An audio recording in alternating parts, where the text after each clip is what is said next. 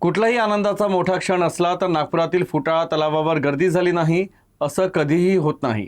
यंदाच्या स्वातंत्र्य दिनी देखील नागपूरकरांनी विशेषतः तरुणांनी फुटाळा तलावावर मोठी गर्दी केली होती। तर विविध संघटनांच्या संयुक्त वतीनं ध्वजारोहण करण्यात आलं। यावेळी तरुणांचा उत्साह शिगेला पोहोचला होता।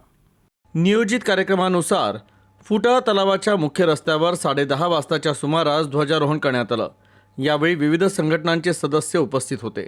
त्यानंतर उपस्थितांनी देशासाठी प्रामाणिकपणे आणि सर्वतोपरी प्रयत्न करणार असल्याची शपथ घेतली। यावेळी विविध कलाकारांनी आणि तरुणांनी आपापले कौशल्य सादर केले। यात शिवकालीन शौर्यकलांचा समावेश होता। तरुणांनी आणि तरुणींनी लाठीकाठी, ढाल तलवार, भाला असे विविध शस्त्रांचे सादरीकरण केले। होता म्हणून आज आपण हा राष्ट्रीय दिवस, हा स्वातंत्र्याचा दिवस आपण बनवू शकत आहोत। पुन्हा एकदा जोरदार टाळ्यांचा गडगडाट झाला पाहिजे सर्वांना। तर काही उत्साही तरुणांनी नृत्य प्रकार सादर केले।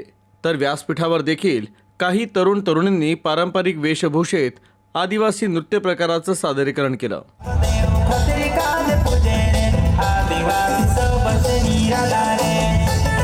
शेवटचा परफॉर्मन्स देवराजे बौद्ध सेवा संस्था यांचे तयार आहे।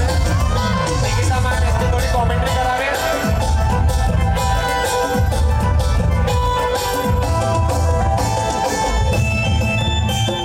तर हा उपक्रम मागील 10 वर्षापासून आयोजित करण्यात येत आहे। राष्ट्रीय सण हा सुट्टीचा दिवस नसून जबाबदारीनं संकल्प करण्याचा आहे अशी भावना आयोजकांनी व्यक्त केली। बाईट।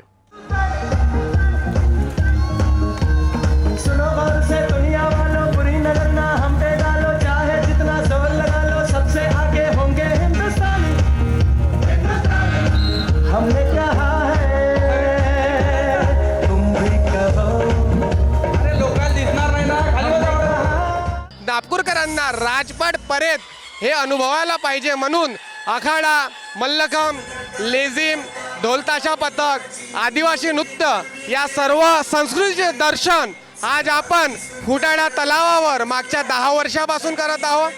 आज सुद्धा 15 ऑगस्ट 2026 रोजी हा कार्यक्रम 20,000 पेक्षा जास्त नागरिकांनी एक सोबत 10:30 वाजता राष्ट्रगीत इथे म्हटलेलं आहे।